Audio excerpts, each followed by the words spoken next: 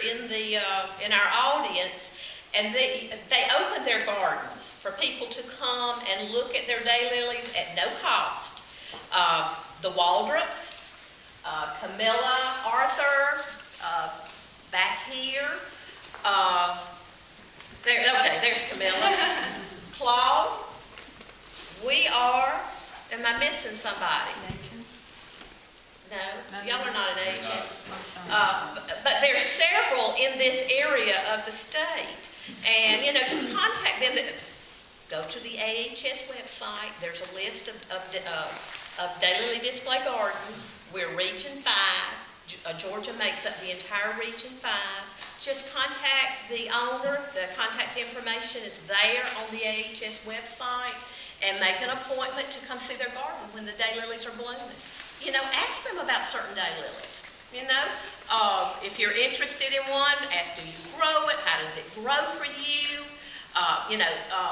We all want to grow those tried and true daylilies that do well. Look at your popularity poll winners.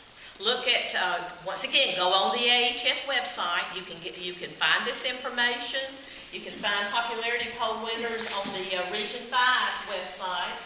And the portal has all the popularity poll winners for every region in the United States, pictures of them.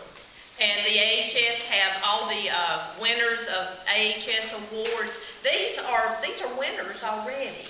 And so, these, when you're looking for daylilies to grow, this is where you might look to get started, okay?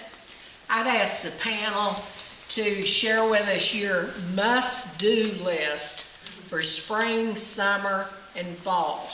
All right, I have given you a list for now through April. Yeah, I have one that I have put together that goes every month of the year for what I do. And I've got 25 copies of it. If you want it, I think there's more than 25 people here, but I've got 25 copies here, and it goes month by month what I do in my garden. It may vary from what other people. Email a copy of that? Yeah, and I can email a copy. I'll email it to you. You can send it out to That'd be great.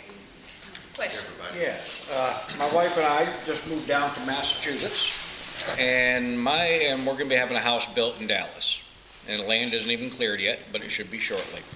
My question is what about soil preparation? Because it's totally different. Totally different. Yeah. Get a soil test. Get a soil test, yeah. Tell them you're growing corn. Corn. Okay. We use a lot of raised beds because our soil is so bad. It's, the old red Georgia clay, thick, heavy stuff. We use a lot of aged compost, whether it be horse, chicken litter, cow, whatever. We buy a lot of Lowe's topsoil in the bags, evergreen soil. It's a good soil mix, but you've got to add lime to it. Because How much of that lime? The pH out of the bag of that stuff is like 4. Yeah. But it has the pine fines in it, pieces of wood that will enrich the soil over time. Okay. One thing, I'm glad that, we brought up pH. Okay, get your soil tested. The county extension agent for Bartow County is right here in this building. What is the cost, Master Gardeners? How much? $8 for one soil test. Now, you may need to do several soil tests to sample different beds, but let me tell you, it's well worth the money because you can pour all kinds of fertilizers into a bed, but if that pH is not correct, the roots of the daylily will not take up those fertilizers. We found that out ourselves. If your daylilies are growing well, look fine, and your pH is probably okay. But where we run into problems is where we amend the beds, and we do that with every bed that we make. We're beginning to learn. Today we brought a bag of dolomitic lime that we're going to give away in a drawing over here at the end of the meeting. Your pH for daylilies, listen up, if you get your soil tested, they're probably going to put perennial because there's not a daylily classification, and they'll send it off and enter it as a perennial, which it is. But the pH for a perennial that will come back on your report is not what the pH needs to be for a daylily. The preferred recommended pH for a daylily, and it's on this right here that I've given out, is 6.2 to 6.8. So I shoot for somewhere around 6.5. Our soil is acidic, and we have to add additional lime every year to bring our pH up. I mean, it's a given that this is something we have to do, and we've already put out our lime. Matter of fact, I went back through some of my notes that I had written when we had conferred with a retired county agent that grows daylilies, and he had said to put out lime in the fall. And that's what we're going to start doing this fall, is go ahead and put our lime out probably in October when we've got a little downtime. It's not quite so busy, so our soil can already be ready in the spring. Previously, we put it out in April. Well, that's not too late, really. I mean, it's not too late. No, it takes 6 it months to takes a year a while. before lime It is does. really good. It does. Up because north, it's not unusual to lime in the fall. what's that? Up north, Up it's north, not, it's okay. not unusual to lime in the So fall. I would recommend, getting your soil tested in the fall, get your lime out. And another thing for us, and I don't want to go too heavy into fertilizers, but we have found, and I think it's because we water our daylilies from a well, that it causes our potassium level to really drop, and we have to add potassium, muriate of potash. We have to do that, and we've already put that out this year too, in addition to what we will come back with our regular fertilizers next month. Yeah. But talking about beds, anything you can throw in there to amend your soil, Yeah. Yeah. You got a question, Bob? I just recently became aware that if you use pine straw in your beds, that it really depletes your soil, and you really need more, add more lime because of that. Pine straw is acetic. I've been wondering what's that? I said pine straw is acetic, and so basically you have to offset that with lime. Yeah, we use pine straw for our mulch, Yeah. or if you use pine bark mulch, Yeah. it's also acidic. So, and that's why I say our beds are just naturally acidic. Well, we've been having some trouble, and so I'm looking at everything and deciding to do all these things. Yeah. But I wanted to ask a question. We got a plant in bloom a couple of years ago, and I brought it home and planted it, and it was what it said it was on the label and so forth, and it was very pretty. And the next year, it was a totally different flower. Did it revert back to something that had been before it had been bred into the ultimate plant? I mean, how would that happen? It was a totally Never heard of that. flower. Was it a totally different color and everything? Yeah, everything. It Could may it- have been, it may have been a piece of something else that fell in. A lot of times if people dig up a lot of plants and pot them all up, it almost would have to be two plants in there. Yeah. But it was all the same, It wasn't half and half of it. Yeah, did it go over the winter though? And then the next year it was different, so maybe the plant, the pieces of the plant that were the ones you saw may have died and another plant may have come up in the same place. A seed could have dropped down into the daylily clump and rooted, Of something else. yeah, and come up in it, and then when that daylily clump was divided, it might have had a fan of it in it. But Yeah, daylilies can strange. change a little bit from year to year, or different soil, Yeah. different sunlight, whatever, they can change a little bit on Well, color. the basic not a thing lot. is daylilies don't always read the book. Well, I'm sorry, Bob, what did you say? Daylilies don't always read the book. No, they don't, do they? No, and talking about color changes, depending on where you are, a red or a purple can look very different. It really can. to go to what used to be All Things Plants, but it's the National Garden Association now. People post actual garden pictures of daylilies there, and you may have a dozen pictures perhaps that you can go to and look and see what that daylily looks like in the average person's garden. And oftentimes, if I'm not familiar with a daylily and it's been out for at least a year or so, I go there to see, is this something that, does it look like the hybridizer's daylily? Or, if the pictures all look yucky, then, well, I don't think I want that. But, that's a good way to find out what that daylily may look like in your garden. Susan? When we took pictures for the calendar, every day I would go out and take pictures, and the same flower at different times of the day looks different. Yes. So, for those of you that are really good photographers, what is the best time of day to Early get that? morning. Early morning. And cloudy mornings, you get the most beautiful pictures. Yeah, a daylily picture will be totally different in the middle of the day than it will be in the early morning.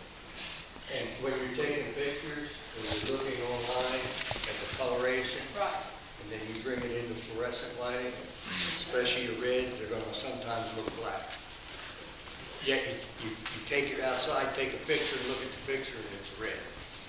Yeah, you don't know what's going on, and it's because of the fluorescent lighting. The lighting condition has a lot to do with the color of the daylily. Actually, a cloudy day is the best. I It's take a lot bright of sunny pictures, day. and a lot of times, I will get 90% of my best pictures for that entire year for one day. If the conditions are perfect for it. That's one thing that I noticed about Claude's pictures. You can almost tell, now that I've seen a lot of your pictures, you can almost tell that it's Claude's because it's got like that almost backlit look. When I take pictures, it's like after I get home from work and the sun's like beating down on the top of the flower, and it just doesn't have that glow that yours do in the morning like that. Talking about reds and purples later in the day, if reds and purples are planted out in the sun without any little bit of shade or something, a lot of times reds and purples will burn. And, once you get to noon and beyond, those blooms don't look good. Well, so give them a little shade. The darker the color, the more heat they absorb. In fact, you can go into your garden, you've got a off-white one over here. Put your hand on it in the middle of the day and feel of it. And then put one on a dark color one over here, and you would be amazed. The difference in temperature is 25, 30, 40 degrees different. I mean, the one over here almost burns your hand. This one over here is real cool. So the color of the daylily has a lot to do with it, and you will never have a dark daylily that's going to last through the day like a light colored daylily will. And if you see somebody post a picture or a comment that says sun fast, then this is a daylily that holds up in the sun, that keeps its color. And there are some, but most of them, those dark colors some don't. dark colors hold up better than others. David Arthur, the best. Oh, yeah. He'll last all day.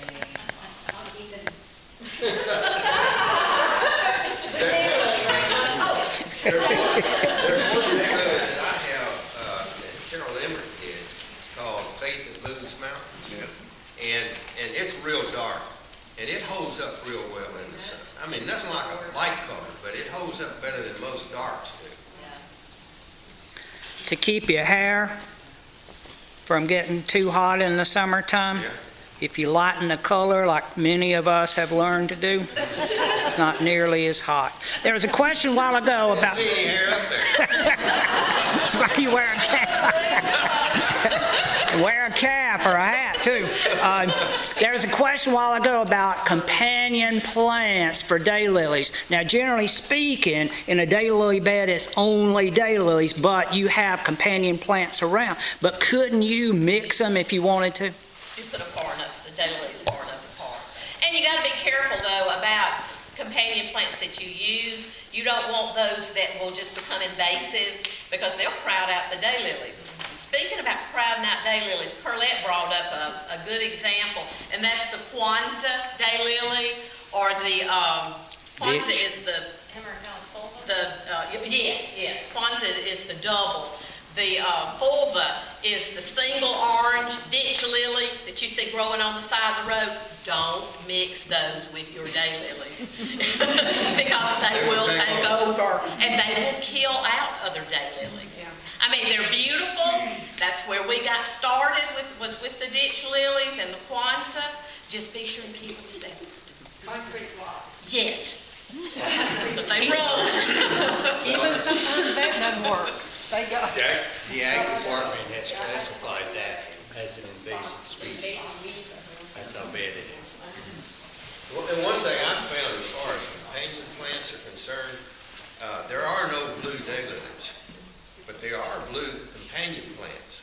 So to introduce blue color in your garden, there are a number of companion plants that look really nice, in a daylily fashion. You use that verbena, that's called Venariensis, verbena. Brazilian verbena. Yeah. It's a real lacy plant, and it really looks good in a daylily garden. White looks good in a daylily garden too. Blue and white are my favorite colors to add. Yeah, I've got blue hydrangeas in the back, not in the beds, but behind. And then I learned the hard way with black-eyed Susans, don't plant that in your daylily bed. My black-eyed Susans are now isolated by themselves by the air conditioner because They'll take over. Yes, they they will. look great there, they're huge, but yeah, I looked in there one time and I realized there were daylilies that were like little tiny, barely alive, like down in there. I was like, oh no. So they'll take over quick. And you want to have some companion plants if you want some color after the daylilies get through blooming. And I do. Yeah. I have a question regarding that because people have said stuff about planting bulbs like tulips or daffodils in with your daylilies. Are they going to eat up all the nutrients in there? Or? I don't think so. And their foliage dies down, so you don't know that they're there. And then when the foliage leaves out of the daylily, it covers them up. I don't grow a lot of bulbs, but don't they need a different kind of fertilizer? Probably. Yeah. I mean, I never fertilize our jonquils, and we've got tulips that have, tulips for the most part are annuals here. They don't come back and look good more than just a couple of years, but we've got a few that still come back from 20 years ago, but they're so far down in the dirt. That's why they don't do well year after year here. It's because up north the soil is colder and they need that cold. And so I guess ours are so far down, they've been covered up with mulch so many years. Yeah. Rita? Does anybody have trouble with leaf miners? They weren't so bad this year, but. Yeah, see if they won't comment. I mean, I've got my opinion, but go ahead. I've had leaf miners some. One thing that I use that pretty well wipes them out is a product, and I don't have the exact name. It's the replacement product for Saigon, but it kills them. And I can send you the name of that. Yeah, it starts with a D. Yeah, real long name. Yeah, if you look up CYGON on the internet, that's what we use. You'll come up with that product. I think it's caused by the larva of a fly. It is. Is that right? It's a tiny little black fly, and I thought I'd let you jump in. I didn't know what these things were. I thought they were snail tracks, at first. And then I was reading on the AHS. You get so much information off the AHS website, and they showed pictures, of what, a leaf miner track or foliage looks like, and that's what it is. And I had been noticing in pictures of daylily blooms that I had been taking this tiny little black fly on there, and I realized this is the fly that causes the leaf miners. And if I'm correct, and y'all correct me if I'm wrong, This tiny little fly lays eggs in the crown, and the larvae tunnels up through the daylily foliage, and you can see a little white track that goes up the daylily foliage. And it may not bother you, but I like pretty foliage, and especially if you take pictures, you know, the last thing you want is bad foliage in your picture. So, you know, when I go through my pictures and I see the leaf miner tracks, it's like, nope, not going to show anybody this. But since we started using the Saigon, and you need to be persistent and spray. How often do you spray? Every 2 weeks. Okay, I was going to say every 2 to 3 weeks. You know, it'll take care of it. I've got an article here that I wrote that I've got like 3 copies here, but I can send you a copy if you want to email it out to people. But it's called Controlling Pest and Daylily Rust in Your Garden, and it sort of talks about all the different pests and so forth, and what I do to try to control it. David pointed out an article that someone, not an article, but a comment that someone had made on, what was it on? Was it on the email, Robin? Or one of the I don't know what you're going to say. daily pages. Maybe. They had asked Oh, about, yeah. had anybody found anything that worked to get rid of leaf miners? Acetate? Acephate. You use acephate, don't you? Acephate, that they had found successful. It has orthene in it. And it's supposed to not hurt bees. And to me, that's important. And in fact, what I do is I alternate between the Saigon product and orthene. Yes. Where do you get acephate? You can order, well, where I was looking online is Walmart's do your got own it. pest control. Yeah. And it's free shipping, and it ships out of Georgia. Do your own pest Here control. in Atlanta. So what do you think is another way for those flies to multiply? Because we have them in the greenhouse, and do you think they like come out from the ground? I mean, where do they live? They've got to hatch out. And all that dirt. Yeah, They've got to hatch out. the larva could be in, Oh, yeah. the larva could be inside the crown. You might not see it. You might move one plant with one larva This into is the more than greenhouse, just larvae. and then come 'Cause out. I'm Well, they telling hatch you. out, right? When the larva hatches, it's a fly now, and it lays eggs on everything. One fly could lay a whole bunch Well, of eggs. greenhouse is another story altogether, Yes. as far as pest and so forth, because it's 4 or 5 times as bad in a greenhouse as it is outside. To kill these things and any insect or rust, you need a contact spray and you need a systemic. A systemic is something that you put, it goes into the soil, it's absorbed by the roots of the daylily, and then it will take care of any insect that bites or gets into that daylily. The contact will take care of any of those little flies that are on your daylilies or daylily blooms if you spray it.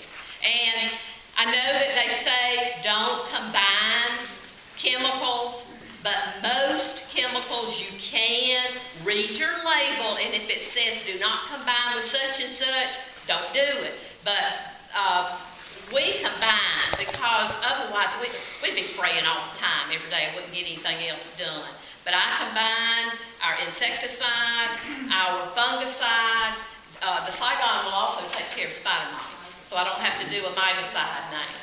And I also put in the rust spray, put it all together I do in one that spray. too. I Yeah. spray it all at one time. Does anybody use horticultural oil to take care of all of those? You're talking about neem oil? Who asked that question? I did. That's a good question. That's a good question. What do you- Horticultural oils, you find it in a product called High Yield. It's dirt cheap. You can buy it at, Kills everything. it kills it. What it is, the oil gets on the plant, and bugs try to bite the plant, they're just going to die. And you need to spray it though, like Claude said, about every 2 weeks, maybe 3 weeks. You shouldn't really be going over 4 weeks. And you can, And when you use the oil product, which is what the high yield is, it should not be combined with stickers or anything like that. You just use it by itself. You can put things in it to kill rust, for example, and it will help incredibly. In my greenhouse, as Claude says, your problems are multiplied by 4 or 5 times. But since I started using that high yield, I hadn't had any problems. Tell them what the best thing is about the high yield. What The best thing about the high yield is it's organic. That's You're right. not It's using all organic. of these chemicals. Is that all you use, man? I haven't used anything else this spring, and I haven't got but one in the greenhouse, except Diana mentions those flies and gnats. But I kill them 4 or 5 different ways. What's it called? High yield? High yield, that's the name. HI yield. HI-YIELD. I was told to get it at a farm supply store, like Kenwood's or that. I can't hear you. To get it at a farm supply store. Oh, I'm sure you could get it anywhere they sell any chemicals of any kind. It's Do you not get it expensive. through, do your own pest control? Is that where you work? Yeah, you can get it there. That's where I get, Yeah, talk about that place, that's great. Yeah, free shipping. and that's where I get the slug bait too, for slugs, snails and slugs, because those things will destroy your scapes, especially if you want to put them in a show. And what do you use for those snails? It's a high yield slug and snail bait. It's a good product. With the oil, don't you have to be careful about sunlight? Yeah, oh, what a good question. A very good question. Yes, once you start getting into warm weather, you got to back off using that oil, because the heat will cause a lot of problems with your plants. So you don't want to use that once that heat starts kicking around 85. That's too much. Well, when would you do that? I'm doing it now. I mean, of course, that's in the greenhouse, but you could go outside and spray with it right now. It wouldn't make a bit of difference. And you can kill a ton of bugs. You'd just be shocked at how well it will work. But I think it's really a little too early for going outside. We will start spraying in March, because as soon as you can get any of those aphids, thrips, those early bugs, it'll keep them from laying eggs, it'll keep them from raising. And aphids are the worst pest right now. But it doesn't really matter which chemical you use. Practically anything will kill aphids, even soap. So you can knock them out really quick. Let me talk a little bit quickly about gnats, because that's one of the most disgusting plants in the daylily garden. Is that your fungus gnats in your Fungus gnats, because somebody has mentioned, I heard Doris mention this, buying your bags of soil. I don't care what bag of soil you buy, you're going to get fungus gnats. They're going to come if you're buying expensive stuff or cheap stuff. It doesn't matter where it comes from. You're going to get them. What I do to kill fungus gnats is, number one, Diana got this for me, it's that sticky paper. Yeah. It's yellow, and they're attracted to the yellow. And I've heard people say, well, that doesn't really work. Well, that's just baloney. I've seen the thing and it's just black with gnats all over it. Number two, it kills flies as well. Number three, a second point I would make is there's a product I'm sure many of you, some of you may have been exposed to it, called Bayer's Tree and Shrub. You know, like Bayer aspirin. It's got a tree and half of it's green, half of it's brown. It's a great product because the product is taken up by the roots and it gets into the plant. And though the gnats and the flies go to bite your plant, they're going to die. That thing's full of poison. And so it works really, really good. I also use a pitcher plant. Pitcher plant, they're all these flying insects like enough is enough. Okay. Yeah, All right, anyway. your fungus gnat's a problem in the greenhouse. And I have brought in plants, or we have gotten daylilies, like when we've had hybridizers that come in February or March, and it's too cold to put the daylilies outside, and I have put them inside, brought them in the house, and then all of a sudden I've got aphids on them. I've used Dawn dishwashing liquid to spray, and that's taking care of it. That's a couple of sprayings a day, taking care of the aphids. Dawn dishwashing liquid. But you must be careful with how much you use, because you will burn the growing point in your daylily very quickly using soap. So you've got to use a small amount. It doesn't take much to knock out a gnat. Yeah, I use the Dawn to control white flies. Now, white flies get on my gardenias, and basically you can spray them, with some kind of chemical to kill them on the gardenia itself. But the next week they're full again, and I found out that they're all in the ground underneath your gardenia. So basically, what I do is I'll mix up water with the Dawn in it, mix it up, and pour it. Just soak the ground underneath them, and it totally wiped them out. Just a little bit of soap though, right? Like how much Yeah, soap? just a tiny bit in a 5-gallon bucket. It doesn't take much, but it suffocates the white flies. One thing on the subject of pest control, and I have been growing daylilies probably the least amount of time of everybody, so take this with a grain of salt, I guess. But I have been trying not to do chemicals because mainly because I want to eat my daylilies. I'm fascinated with the fact that they're used as a vegetable in other parts of the world, and so I've been doing organic gardening. One thing I do for aphids is you can actually purchase lacewing eggs. Lacewings are a pretty little green fly, and they actually eat, they're a predator.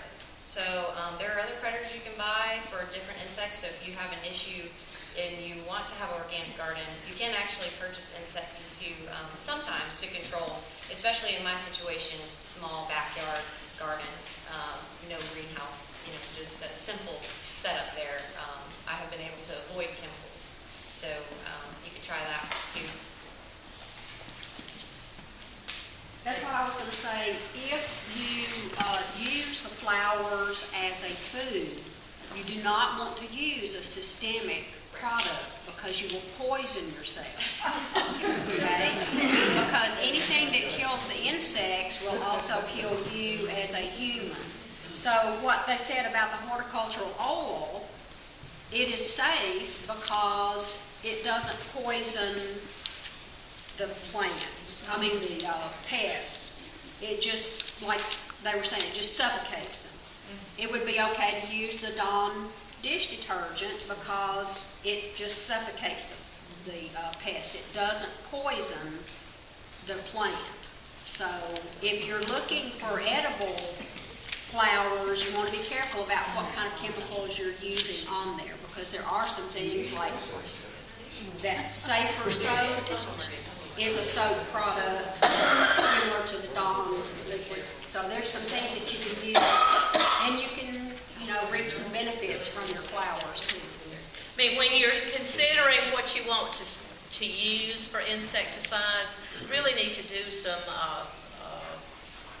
reading up on it. I know we're in the process of trying to create a butterfly garden, and I don't want to lose all the beneficial insects either. And so, like Ann's saying, you could go with chemicals, but you can also go with organic just as well. So, you need to decide what works good for you and what you want to use in your garden. All right, well, we're nearing our time, but does anybody else have questions or anything else they want to say? Yep. I was spraying last year, early part of that fungicide.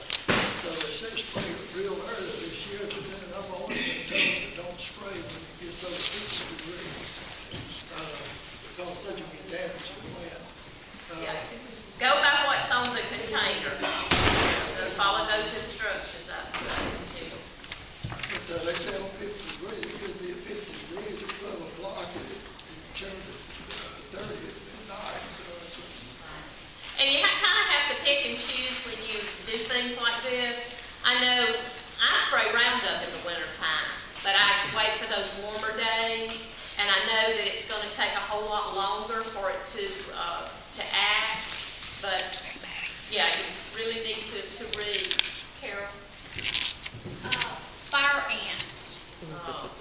They just move from one place to another. Yeah. Actually, they'll get into your daylilies. My mother and I had some beautiful melons. And I went out there, and one year we had melons about this big around. And then we kept getting fire ants in that area, and we tried everything, and they killed our daylilies. All right. Wiped them out. Doris, how do You know that- application for fire ants? And there's two ways to apply application for fire ants. One is you can buy the can at the farm supply store, but it's like $17 or $18, and it might last a season. You put a teaspoon down on the hill. Acephate is what I spray in liquid form. I mail order it from pest control somewhere, and you mix it in the spray, and you kill them that way as well. And it's a little bit of acephate goes a lot farther if you do it that way. So acephate works for you for fire. I was reading about it this morning and saw for fire ants. I'm gonna try that because we have a cow pasture behind us, and they're there, but they just kind of move from here. It won't kill them instantly. Like if you spray the kill and put the stuff down, you don't see them all fall over dead right then. You come back the next day and it's dead. That's good. Thank you. Acephate.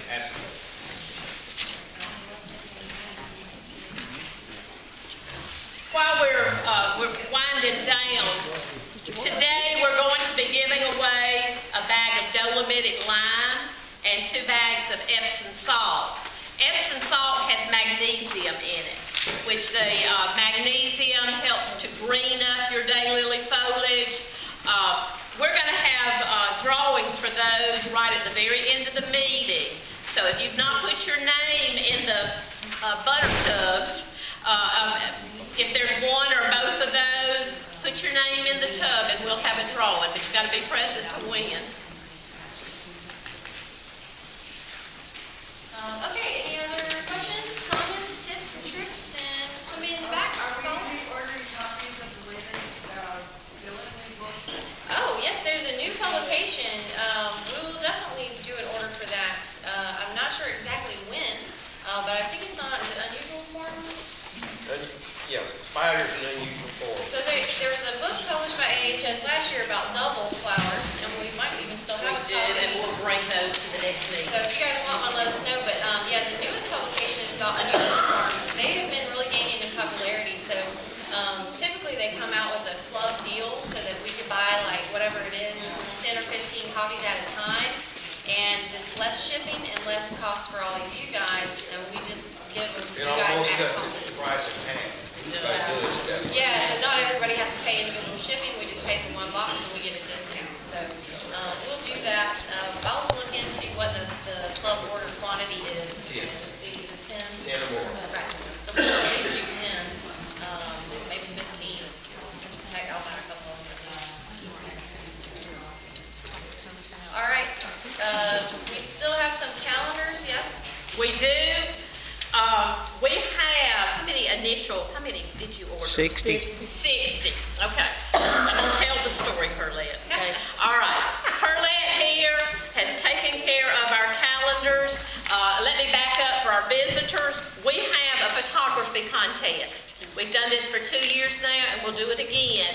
So be taking pictures of your daylilies this year. I've even started a folder, and I'm putting pictures in there, so y'all better watch out. I'm gonna enter some. But at our August meeting, isn't it our August meeting? Yeah, at our Mars covered dish meal auction, we have our photography contest, and we let people vote, our members vote on the winners, and then we take those winners and put them into a calendar. And don't y'all just love Carlette's cover that she put together? Well, the initial ones that were ordered, on some of them, the binding cuts into the name of the daylily and the photographer's name. And so Carlette went back company and asked them, would you please print us some where the binding does not cut into that, and they did at no charge.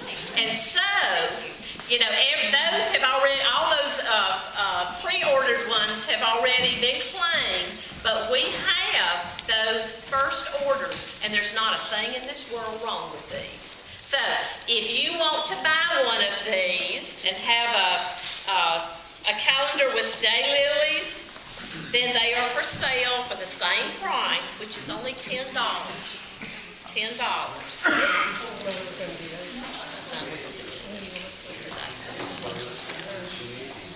So, if you're interested in buying one, you'll need to give your money to our new treasurer, Morgan, over here on the front.